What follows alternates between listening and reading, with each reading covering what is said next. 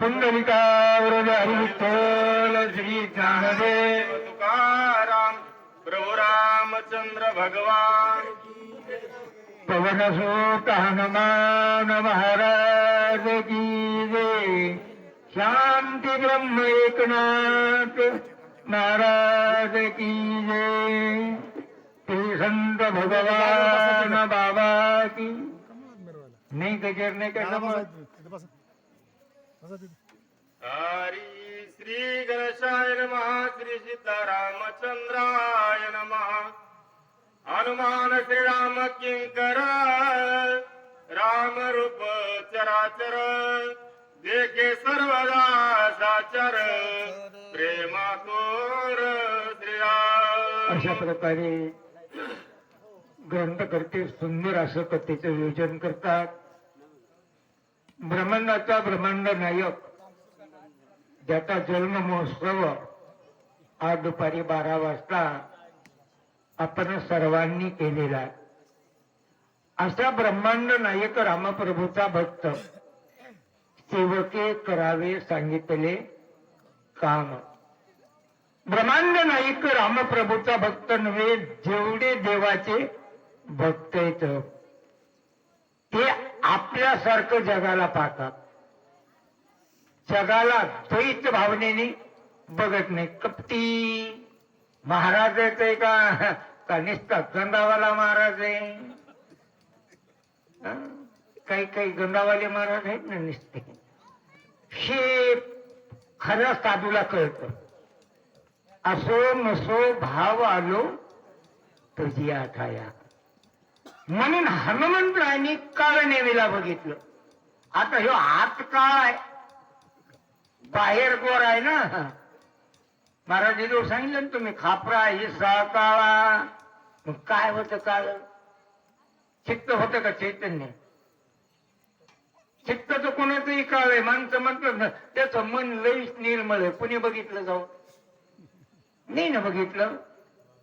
मग काळनेमी महाराजाला हनुमंतांनी बघितले। जे जे दिसे भूत तया मानिजे खऱ्या ज्ञानाची दृष्टी।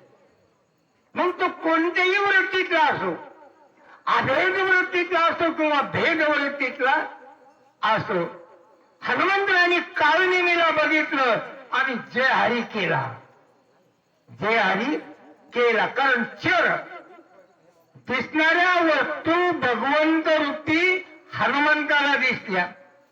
आचर या सृष्टी कलाच्या भूगोल मंडळामध्ये भ्रमण करणारे तेही रामच दिसल्या।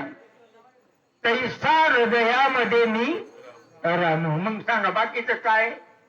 हनुमंतांनी काळनेमीला बघितलं, म्हणलं बाबा बाबा बाबा बाबा असला महाराज मी बघितला नाही। वेशधारी का असाना पण रामायण तो सांगतोय ना, काही हरकत नाही। आणि हनुमंतराय चकित झाले नाथबाबाचं म्हणणं। जासी जैसे अंतरवृत्तीचे जगाचे तैसे देखती तीर्षांची उपपती श्लोक संपत्ती परिसा। नाथबाबा सांगतात ज्याची अंतर्वृत्ती जशी चोराच्या मनात चांगलं पाहत मी, ज्याच्या मनामध्ये विकार आहेत त्याला बाकीचेही लोक विकारी दिसतात। बरोबर आहे का नाही? पेनाराच्या मनात त्याला वाटतं सगळेच पिते, काही चूक नाही ना। कारण दुर्योधनाला सांगितलं चांगला बघ, त्याला चांगला दिसला। कशामुळे? हीच कपटी होत ना। किंवा म्हणला माझ्यासारखेच सगळे, काय बदल आहे? मग ज्याची अंतर्वृत्ती जशी बनली त्याला जग तसं दिसतं। जसा कावीळ झाला की पुढचे माणसं पिवळे नसले तरी पिवळेच दिसतात, त्याचा दोष अंतराचा। तशा प्रकारे हनुमंतरायांनी काळनेमीला बघितलं। आता हनुमंतरायाच्या मनामध्ये ढवळ हे घडूळ पाणी नव्हतंच ना, निश्चळ मन होतं। म्हणून त्याला वाटलं हे महाराज बी चांगले, मठाधिपती एवढा मोठा मठ आहे। विलो महाराजांनी वर्णन केलं कसला मठ आहे, माईक मठ तयार केला, पण बघणारा मायाच बरी वाटली। ब्रह्म कुणाला बांधलं नाही.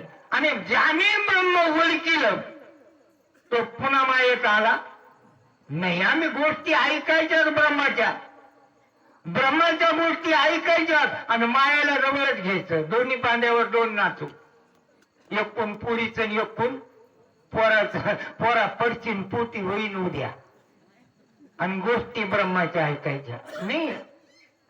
कारण साधना करणाऱ्या साधकाने सांगितलं कोणतं तरी एक सोडावं लागल. माया सोड, ब्रह्म कळण. ब्रह्माचा अंगीकार केल्यावर माया जवळ येणार नाही. आणि ती माया काळनेमीकडे होती पण खऱ्या भक्त हनुमंतरांनी ओळखली नाही. ते म्हणला महाराज अस्तेतच असले. पुढे कलियुगामध्ये हेच घडलं. सज्जनाचे मुख्य लक्षण ब्रह्मस्वरूप स्वयापन जगदे काय ब्रह्मपूर्ण कपटी चिन्ह तोनेने. ग्रंथकर्ते नाथबाबा सांगतात सज्जन कोणाला म्हणायचं, कोणाला म्हणायचं सज्जन. माणसं म्हणतात ना ते माणूस लय सज्जन आहे, कवा रानात गेला तर बाण काढल्याशिवाय माघारी येत नाही. मग कसला सज्जन? ज्याने 6 गुणाचा अंगीकार केला आणि 6 विकाराचा त्याग केला. काम, क्रोध, मद, मत्स्य, दम आणि अहंकार. ज्याने याचा त्याग केला आणि ज्याने 6 गुण जवळ ठेवले त्याला सज्जन म्हणायचं. मग सज्जनाचं लक्षण आहे. सज्जन जो बनलाय त्याला पत्नी, मुलं, शेती, बाडी, माझे नातरुंड हे नातं होतं कळत नाहीये. त्याला जग हक्क सारखं दिसत. त्याच्यामध्ये द्वैतपणा राहत नाही. आपण नुसतं म्हणायचं द्वैताची झाडणी आणि गुरुवीनं ज्ञान. नका का शिकणं व्हाय ना पण द्वैत आपलं झाडायचं. मग कर्मामध्ये कर्म प्रमाणाने जर हे संचित घडलं तर त्याच्या ठिकाणी द्वैतपणा राहत नाही. आणि जोपर्यंत द्वैतपणा जात नाही तोपर्यंत अशा साधकाने मृत्यूपणा जाऊ दे दुरी आणि एकाची घोंगडी कधी असं झाल्यावर. नाही तर आम्हाला काय बाबा सगळे सारखेच आहेत, तुम्ही आल्यावर आम्हाला बरं वाटतं मग कुणाचं पोट दुखतं? सगळ्याच असा भेद नाही. जिनोनिया काम क्रोध मोनिया इंद्रियाचे द्वंद घालवणी विषयांचा कंद ब्रह्मानंद पावले. ज्याने इंद्रियाचं दमन केलं, 5 कर्मेंद्रिय आणि 5 ज्ञानेंद्रिय. कोण्या इंद्रियाचं दमन केलं? कर्मेंद्रियाचं का ज्ञानेंद्रियाचं? ज्ञानेंद्रिय अंकित केले, कर्मेंद्रिय बाजूला जात नाही. ज्ञानेंद्रिय ज्याचे सैराट आहेत, सैराट म्हणल्यावर पत्कन लक्षात येत. कर्म इंद्रिय भोळे बाबडे बिचारे दमधरीत नाही. त्यातली त्यात लसीपासून तर कोणाचे दमधरीना. बरेचसे पोटी ऐकायला आलेले असे बसते असे. त्याच्यामुळे महाराज गुडघे दुखत हे. तुम्ही नाही बरं का, तुम्ही तसेच बसा. गुडघे दुखत आहेत गुडघे. अरे ज्या वेळेला गुडघे दुखाले त्याच वेळेला पोटी कीर्तन आठवले ना. जेव्हा पक्के गुडघे होते तेव्हा येळ पाट्याच्या राहावं, तेव्हा गुडघे दुखले नाही. आता तिकडे पट्टे दिसणार, इकडे काय फाडायची तयारी. परमार्थ करत असताना ज्यांनी या 5 इंद्रियाचं दमन केलं त्याचे कर्म इंद्रिय अपतिष्ठ बनले. म्हणून त्यांनी विषयाचा खंड बाजूला काढला. विषयाचा पडी पाडून विषयाचा खंड बाजूला काढला. निस्वार्थपणा देहाचा निर्माण झाला. आणि मग सांगितलं आता निश्चळ वृत्ती माझी बनली, स्वतःची नाही बनली. माझ्या कर्म इंद्रिय असणारे निश्चिंती पावले. आता मला याची गरज नाही. असं भक्त शिरोमणी हनुमंतराय काळनेमी महाराजाला बघून बोलतात. ज्यासी दृष्टा दर्शन ध्येय द्याता निध्यान न्याय द्याता ज्ञान अवघे चिदगण भासती. म्हणून सांगितलं ज्याची त्रिपुटी मावळली. त्रिपुट्या 3 सांगितलं शेप महाराज. मला वाटतं तिन्हीचे शब्द मुरगळण्यापेक्षा एकच सांगू. बरोबर आहे का नाही? द्रष्टा ज्याचे डोळे ज्ञानी बनले त्याला पुढची वस्तू अज्ञान दिसत नाही. पाहणारी वस्तू जोपर्यंत ज्ञानमय दिसत नाही तोपर्यंत दोन्ही वस्तू मधला अंतर ज्ञानी बनत नाही. झाली त्रिपुटीची बोलवण कधी. ध्येय काय बनलं परमार्थ करण्याचं. ध्यातावृत्ती झाली साधक आणि ध्यान त्याच केलं. बाकीची ध्यान साधना बाजूला ठेवली नाही. अशा प्रकारच्या त्रिपुट्या नाथबाबांनी लिखाण केल्या. हे सज्जनाचे लक्षण लुब्धचे काळ विद्यक्षण सांगो त्याचे चिन्ह सावधान अवधारा.